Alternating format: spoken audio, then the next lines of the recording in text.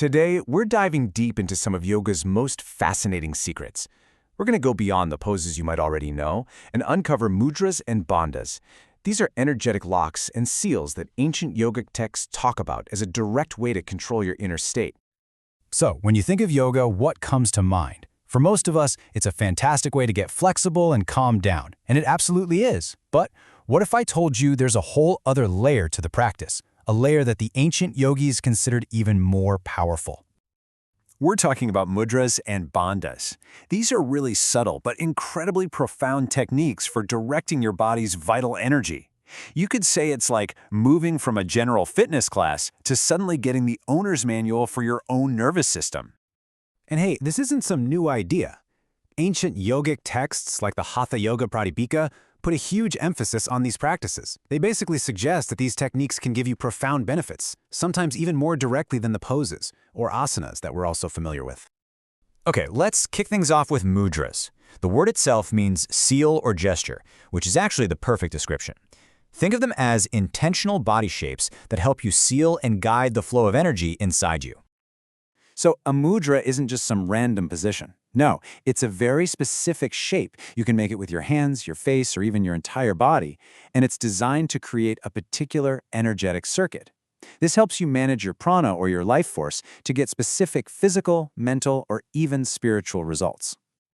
And the most common type of mudra? Well, it involves the hands. Why the hands? Because in this tradition, your hands are basically seen as a control panel, and each one of your fingers acts like a terminal for a different kind of energy. Okay, and this is where it gets really cool. This tradition maps the 5 fundamental elements: fire, air, space, earth, and water directly onto your hand. The whole idea is that by joining your fingers in different ways, you can literally balance these elements within your own body.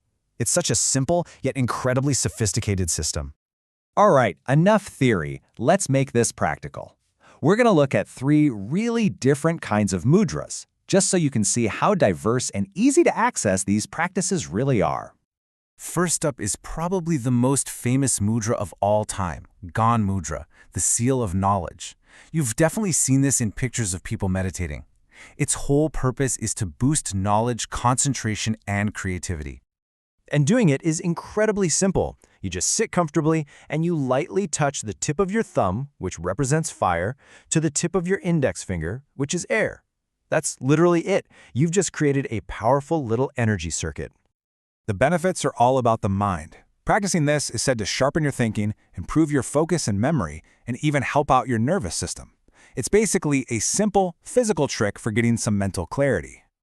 But wait, mudras are not just for your hands. To show you just how diverse they are, let's look at Viparita Karani. This is a postural mudra, meaning it uses your whole body. It's a gentle inversion that's designed to reverse the daily drag of gravity. So basically, you lie on your back, bring your legs straight up, and then you use your hands to support your lower back, lifting your torso up just a little bit. So your legs are vertical, while your upper body is at about a 45-degree angle. This is a perfect example of how a simple shape can have a huge effect on our internal systems. By flipping the body upside down like this, the pose helps stimulate the thyroid, balance hormones, and even improve digestion. It's like hitting a gentle reset button for your whole body. All right, our third example is a facial mudra, one that focuses on the eyes. It's called Shambhavi Mudra, or the eyebrow gaze, and it's a really powerful technique used in meditation to quiet the mind and turn your awareness inward. The practice is simple. You sit comfortably, and then you just gently roll your eyes up and in, focusing your gaze at the point right between your eyebrows, the center of your third eye. Now, this might sound simple, but it is known to be incredibly effective for calming a racing mind. Physically, it strengthens your eye muscles, but on a deeper level, it's believed to activate the Ajna chakra, which is the center of intuition and higher consciousness. This whole idea of directing your awareness inward, it leads us perfectly to our next topic, bandhas. If mudras are about guiding energy, then bandhas are about locking it in, containing it, to build up its intensity before you send it where you want it to go. The Sanskrit word bandha literally means lock, and that's exactly what they are. These are specific muscular contractions that hold your prana in certain areas of the body. The goal here is to build up this vital energy and then channel it up through your central energy channel for spiritual growth. There are three main bandhas, or locks, and they're all along the central axis of your body. Up at the top, you've got Jalandhara Bandha, the throat lock, which you do by dropping your chin. In the middle is Uddiyana Bandha, a really powerful abdominal lock. And at the very base is Mula Bandha, the root lock, which is a subtle contraction of the perineal muscles. Now, these aren't just separate techniques. The real power comes when you put them all together.